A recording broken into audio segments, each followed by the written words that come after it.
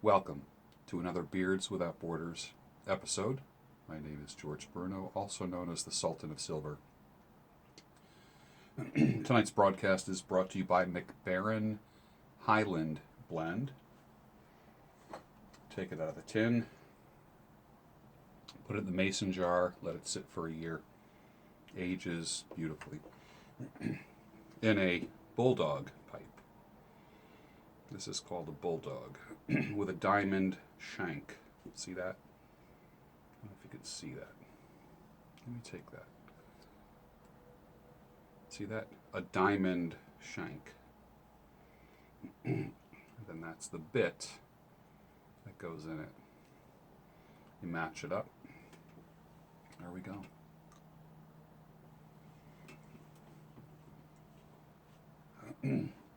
Kirk and Sweeney. Tonight's toast, who will it go to, we think?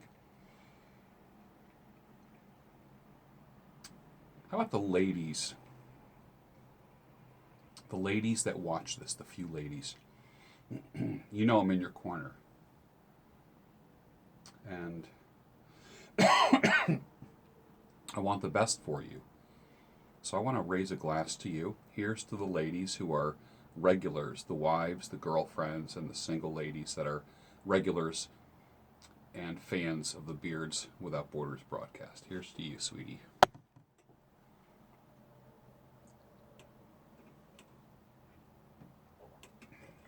I want to talk about this tonight.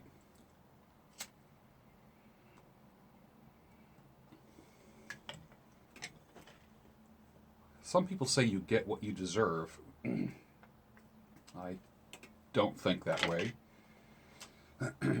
I say you get what you invite into your life. Whether it's a full-grown tree of problems or whether it's a seed. It's almost the law of sowing and reaping. If you plant an apple seed, you're not going to get a lemon tree. You're going to get apples. Am I right? Doesn't matter where you are, what color you are, what your status is, anywhere, what part of the country you're in, what part of the world you're in, male, female, race, religion, creed. If you plant an apple tree, you're not going to get a lemon tree. You will get an apple tree. That's just how nature works. If you invite the seeds of trouble into your life, when it becomes full bloom, it becomes a tree of trouble, bearing lots of fruit that you don't want to eat.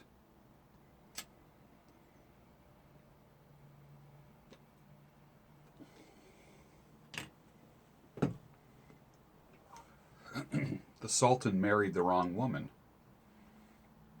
She probably thinks that she married the wrong guy, and that very well probably is the case. 12 years after a divorce, or a split up, and then a couple years after that was the divorce. But I kind of knew that I was getting emotionally involved, and the Sultan doesn't usually share these kind of things with you. And emotions can cloud your perception, cloud your judgment. And then if you get too close too soon, intimate, then what happens is you get a good feeling, right? Intimacy feels good. And then what happens? What's the first thing to accompany that good feeling? You equate it with love. Then you think you love that person. It's a great feeling, so you equate love with a feeling. And the interesting thing about feelings is this. They change. Up one day, down the next. Off one day, on the next day. They change. That's just the nature. Most feelings are chemical in nature in your body.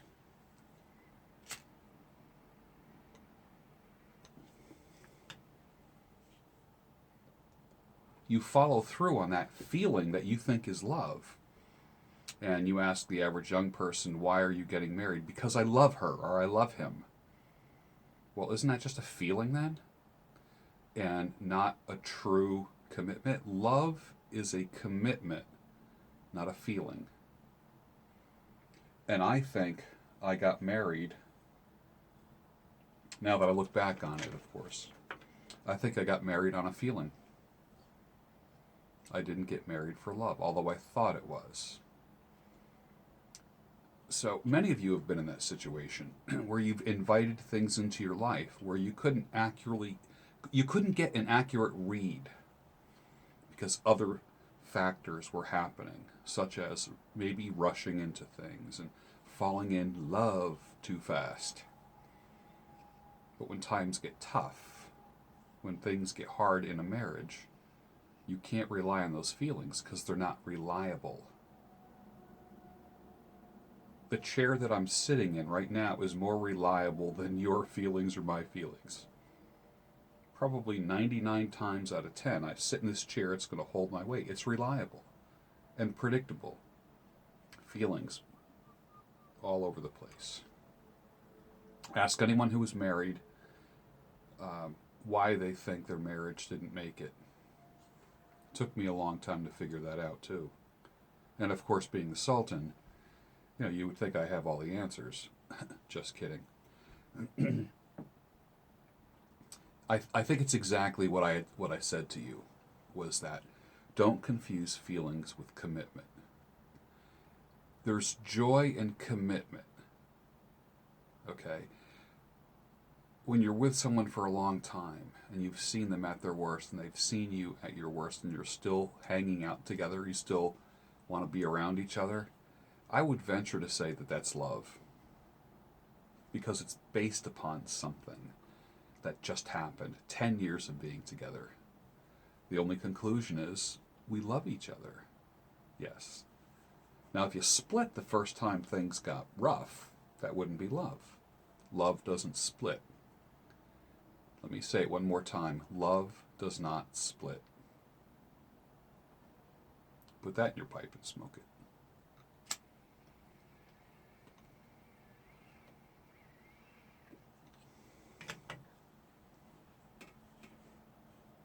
So people get married based upon a feeling.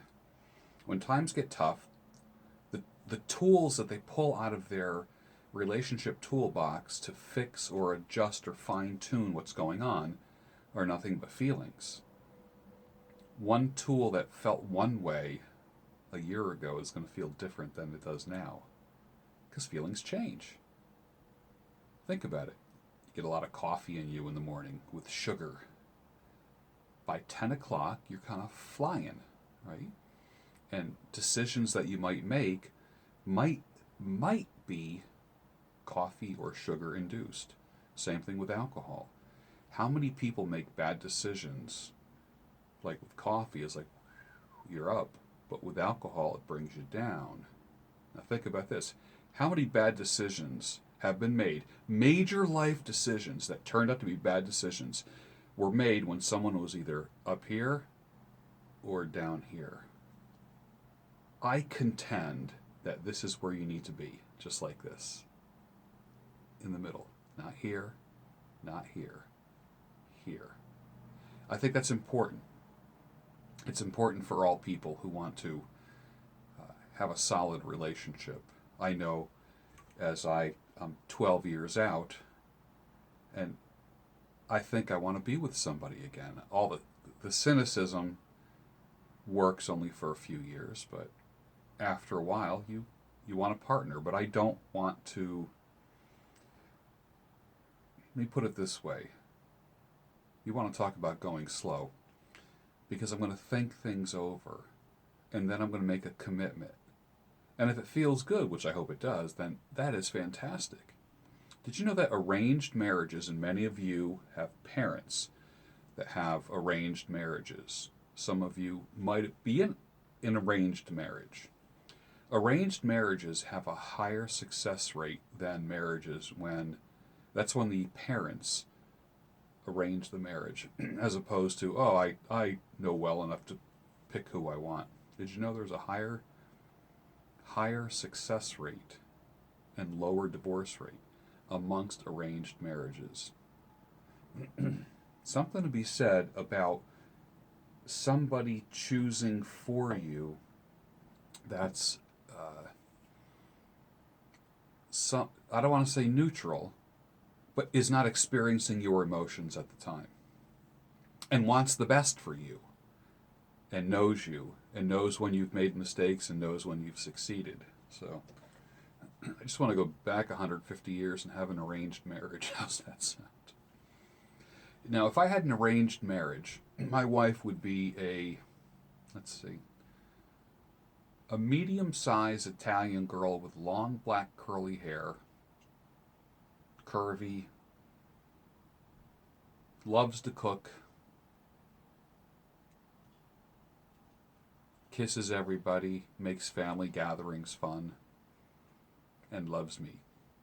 I think if my parents had to choose, I think that's what they would choose.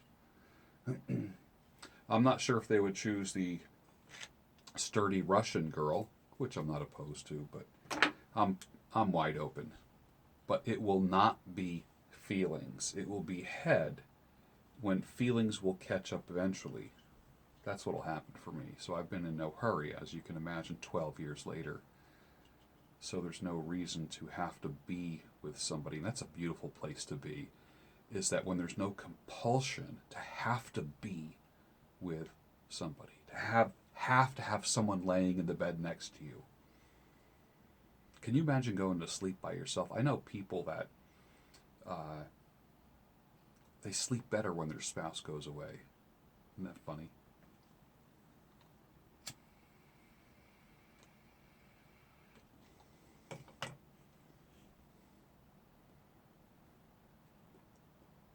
Some people can't be alone. Only until you get a passing grade from singleness, from contentment while single, then you get to go to the next level. Until then, you will just continually go through the fall in love, fall out of love, get hurt, or hurt somebody cycle. That's how it works. Fall in love, fall out of love, get hurt, or hurt somebody else. There's no other options. Now, if both people decide, that might be different if something's not going to work. But it takes literally both people committing and giving 100%.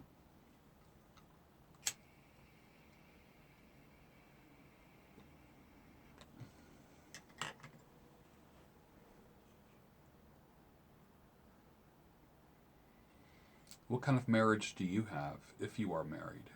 What kind of marriage do your parents have? Did they make the decision for themselves? Are you happy in your marriage, whether you're male or female? I heard it once said that it's better to be single and wish you were married than to be married and wish you were single. I've never been in that situation, but I can imagine, boy, that must be hard.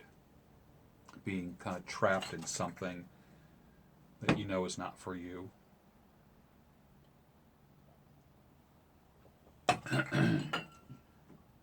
And thinking that you might have made a mistake.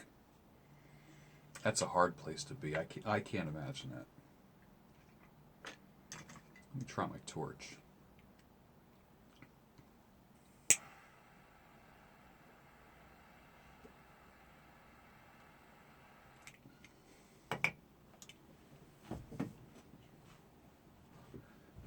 It's better to be single and wish you were married than to be married and wish you were single. Wow. I am single now and I'm enjoying it. But it's not like, woohoo, get out there. It's not like being single. I'm closer to 60 than I am to 50. It's not like being single when I was 20 or 30. You're much more content with yourself. If somebody cancels a social event, you kind of inside you celebrate and you go, wow, a night to myself. I do that.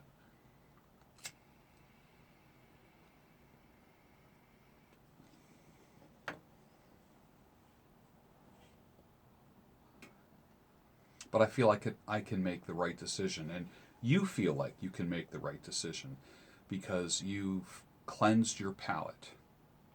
You're not thinking about anyone else. You got rid of all their stuff. You had the funeral, the mental funeral. They're dead. They're gone. Okay?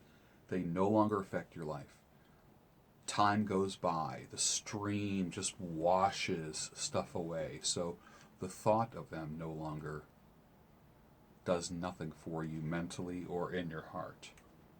It's just a fact. Just a fact of a blip. Not even, it's a couple sentences in the book about your life. That's it. So you move on. You have a clear mind. So if you start to cooperate with somebody and you have similar interests and similar values and physically you feel that you're compatible, you know what? You might be onto something. If not, it's okay to explore. If you're going to spend the rest of your life with somebody, explore as much as you can before you take the plunge.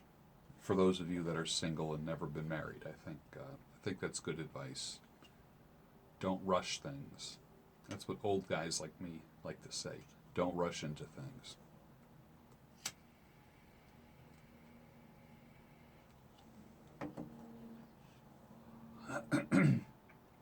Or the saying in the song, fools rush in, where angels fear to tread.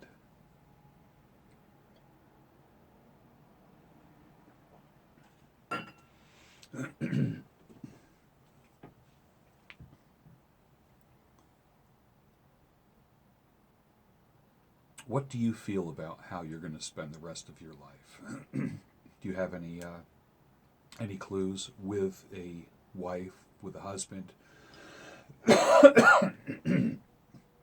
a partner? How are you going to spend the rest of your life? If you have any clue, share that down below. Don't forget to subscribe to the channel, like the video down below, and also put any comments that you have or questions. And then if you feel that there's somebody who would benefit from this whole series of Beards Without Borders, forward the link to them and ask them to subscribe. Time to wrap it up. My voice is going on my day off. I was talking business a lot today. So I'm going to get a good night's sleep.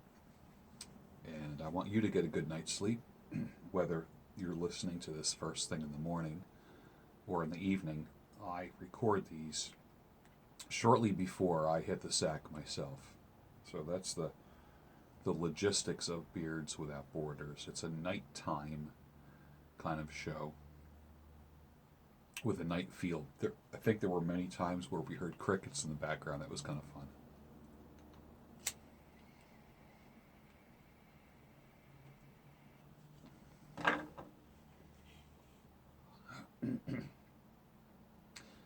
Thank you so much for spending time with me. I appreciate it. No matter where you are in the world, you can have peace, you can have joy, and there's joy in commitment, no matter where you are. If you're living in a cinder block building or a skyscraper or an apartment or a beautiful home or a mansion or a hut, doesn't matter. You can have it.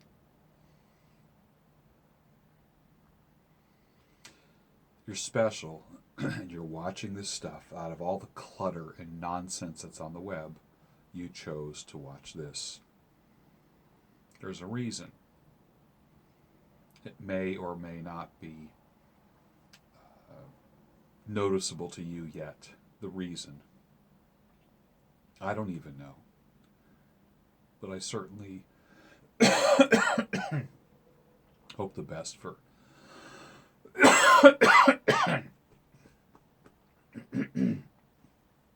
change of weather doing that for me. Hope the best for you. And I want you to make the right decisions. Mostly based upon facts. Eliminate the feelings because they're going to change. after a while, after you make the decision, after you are decisive, look up the word decisive in the dictionary. So this is what I want you to do. After you have been decisive, then guess what comes? The love and the feelings. It's really neat. But if you make a decision based upon love and feelings and hormones, no matter what your age, I don't care if your hair is dark or your hair is white. It doesn't matter.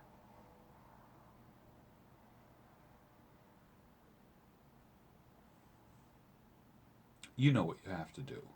People have been telling you forever, those that love you regardless whether you want to admit it or not. You know what you need to do. And you know what the consequences of not doing that are. So, have a very good night, warm, safe, and contemplate as you go to sleep tonight. Think about your life. Will you go to bed with a smile on your face or with a frown?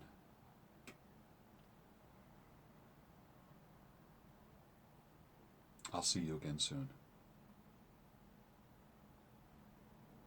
Take care. Good night.